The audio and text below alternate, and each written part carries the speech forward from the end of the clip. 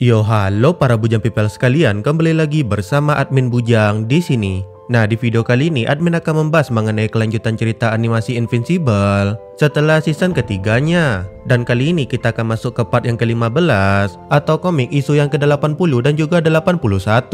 Nah, di isu sebelumnya kita sudah melihat Eve yang mengaku kepada Mark kalau dia itu ternyata sudah mengaborsi anak di dalam kandungannya ketika Mark itu menghilang. Mark yang mendengar pengakuan itu pun menjadi sangat terkejut, tapi dia bukannya marah kepada Eve, melainkan dia malah meminta maaf karena sudah membuat Eve ini melakukan hal tersebut. Nah, bagaimana kelanjutan cerita Invincible ini berikutnya? Oke, seperti biasa langsung saja kita bahas. Part ke-15 ini dimulai dengan Mark dan Eve yang kembali dari rumah The Immortal. Dan saat mereka berdua ini sampai di rumah Mark, ibu dan ayah Mark di sini ternyata punya sesuatu yang penting yang ingin mereka beritahu kepada Mark. Ya, Debbie dan Nolan ini akhirnya memutuskan untuk kembali bersama lagi. Tapi berhubung Nolan tidak bisa tinggal di bumi, mereka berdua ini pun memutuskan untuk pergi ke Teleskria. Debbie di sini tidak keberatan dengan hal tersebut, dan dia itu juga ingin melihat Oliver yang masih berada di Teleskria. Nah, singkat cerita, berangkatlah Nolan dan Debbie ini ke Teleskria menggunakan kapal milik koalisi planet. Dan karena rumahnya sekarang kosong, Mark pun mengajak Eve untuk tinggal berdua dengannya di sana. Dan Eve di sini pun menerima tawaran itu dengan senang hati. Eve bahkan menyarankan mereka itu untuk tidur di kamar orang tua Mark karena kamarnya itu lebih besar. Tapi Mark di sini menolak karena dia itu tidak nyaman berada di tempat di mana orang tuanya itu berkembang biak. Eve yang mendengar itu pun berkata kalau Mark berpikir seperti itu, maka sepertinya mereka berdua ini harus tidur di luar. Karena Debbie pernah cerita ke Eve ini kalau dia sudah berkembang biak dengan Nolan di seluruh tempat pada rumah tersebut. Ya, mari kita abaikan masalah perkembangbiakan duniawi ini dan beralih ke kejadian di mana Mark ini sedang patroli. Nah, saat dia sedang patroli ini, dia melihat seorang pria yang sedang berlari di tembok pada sebuah gedung. Dan saat dia mendekatinya, ternyata pria itu baru saja merampok sebuah bank. Nah, si pria yang melihat Invincible ini pun langsung menyerah karena dia sadar diri tidak bisa mengalahkan Invincible tersebut. Melihat si pria yang terlihat seperti orang yang tidak melakukan tindakan kejahatan karena kesenangan semata, Invincible ini pun bertanya kenapa dia itu sampai merampok sebuah bank. Pria ini pun mulai menjelaskan kalau dia itu butuh uang untuk melamar kekasihnya, di mana dia itu butuh uang untuk membelikan kekasihnya itu sebuah cincin yang pantas. Mendengar hal itu, Invincible pun bertanya kenapa si pria itu tidak menjual saja barang ciptaannya yang dia pakai untuk berlari di tembok ini. Si pria ini pun kemudian menjawab kalau cara itu akan memakan waktu yang lama untuk menghasilkan uang, sementara dia itu butuh uang tersebut dalam waktu secepatnya. Dan saat si pria ini sadar kalau dia sekarang malah akan menghabiskan waktu yang lebih lama di penjara, dia ini pun menjadi panik dan mulai menangis di hadapan Invincible ini. Invincible di sini pun menenangkan si pria itu dengan berkata kalau dia tidak akan masuk ke penjara asalkan dia memberikan Invincible uang yang tadi dia rampok. Si pria ini pun kemudian berterima kasih ke Invincible, sementara Invincible pergi ke bank untuk mengembalikan uang tersebut setelah dia memberikan kata-kata motivasi kepada si pria ini. Nah, dari pria yang gagal merampok ini, kita beralih ke kejadian selanjutnya, di mana saat Invincible ini sedang berada di rumah, dia dan Eve mendapatkan panggilan tugas untuk mengatasi makhluk berwarna merah yang mengamuk di kota Las Vegas. Invincible yang mendengar itu pun sudah curiga kalau makhluk itu adalah Dinosaurus, dan saat dia sampai di Las Vegas ternyata memang si Dinosaurus ini yang sedang mengamuk di tengah kota tersebut. Nah, ketika Invincible mencoba menghentikan Dinosaurus, atau kita sebut dinosaurus saja biar lidah admin tidak patah-patah, si dinosaurus ini malah berkata kepada Invincible jika Invincible itu seharusnya membantu dirinya. Invincible pun merespon dengan berkata apakah si dinosaurus itu ingin dirinya membantu menghancurkan kota tersebut. Dinosaurus ini kemudian kembali merespon, di mana dia berkata jika Invincible harus segera membantu dirinya mengevakuasi semua orang untuk segera meninggalkan kota tersebut. Dinosaurus berkata jika kota itu harus hancur, tapi orang-orang yang tinggal di sana tidak perlu ikut mati bersama kota tersebut. Dinosaurus menjelaskan kalau kota itu dibangun pada gurun yang terbentuk secara alami, dan kota itu juga membuat daerah di sekitarnya itu menjadi semakin rusak. Nah, jika kota itu dihancurkan, maka lingkungan akan menjadi pulih, dan bahkan tempat kota ini dihancurkan akan bisa digunakan sebagai tempat pembangkit listrik tenaga surya, yang mana energi bersih tersebut bisa untuk memenuhi kebutuhan energi dari satu negara. Dinosaurus menyebut meski Invincible mencoba menghentikan dirinya, tapi dia tahu kalau Invincible sadar jika yang dia lakukan itu sebenarnya adalah hal yang wajar untuk dilakukan. Nah, ketika dinosaurus ini mengoceh mengenai semua penjelasannya tadi, dia juga sempat keceplosan mengenai bom yang sudah dia tanam pada kota tersebut. Invincible yang akhirnya tahu apa yang direncanakan oleh dinosaurus ini pun segera melesat mencari bom tersebut, dan dia pun dengan mudah menemukan bom milik dinosaurus ini. Tapi sayangnya ternyata hal itu tidak cukup untuk menghentikan si dinosaurus ini. Karena dinosaurus di sini menyebut jika setidaknya butuh 50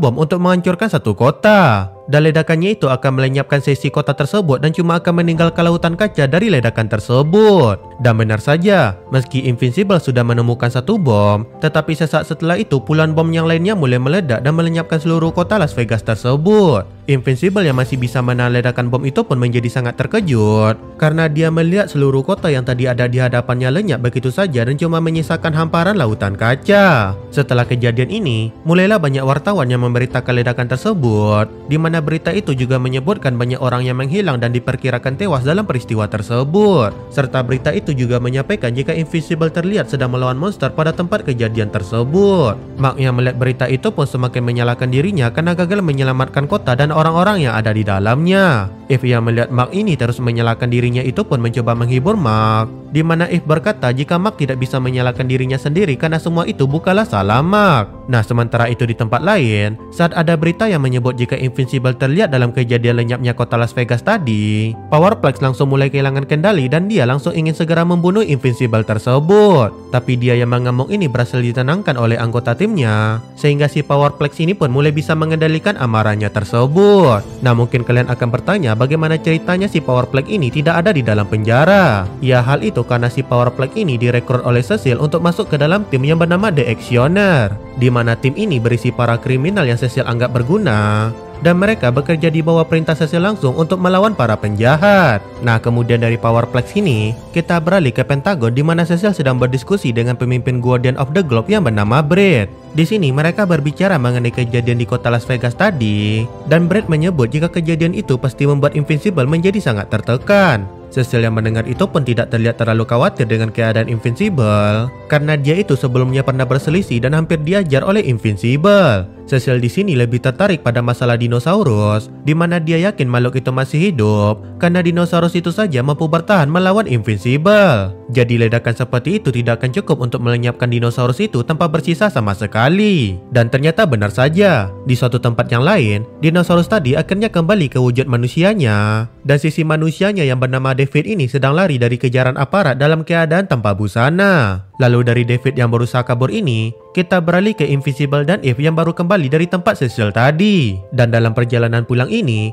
mereka melihat ada perampokan bank dan langsung segera bergegas untuk menghentikannya. Nah, di sini ketika akan menghentikan perampok yang membuat gedung hancur dan mengancam orang-orang di bank tersebut, Invincible merasa cukup familiar dengan senjata yang si perampok itu gunakan, di mana senjata itu adalah gravity gun yang sebelumnya digunakan oleh perampok yang Invincible lepaskan sebelumnya. Nah, setelah sedikit adegan baku hantam di antara Invincible dan si perampok ini, Invincible pun memaksa si perampok itu untuk mengatakan di mana dia membeli senjata tersebut. Awalnya si perampok ini berkata jika dia yang membuat senjata itu, tapi Invincible yang tahu siapa pembuat senjata itu sebenarnya pun mulai mengancam si perampok ini jika dia tidak berkata jujur. Dan singkat cerita, datanglah Invincible ini ke rumah pria yang membuat senjata tersebut. Pria ini bernama Chris, dan Chris ini hidup berdua dengan tunangannya yang bernama Hannah. Di sini Invincible bertanya kenapa Chris itu menjual senjatanya ke penjahat yang akan merampok bank, dan kenapa tidak menjual senjata itu ke ilmuwan ataupun kepada pihak keamanan. Chris di sini pun menjawab jika dia itu tidak punya koneksi ke orang-orang tersebut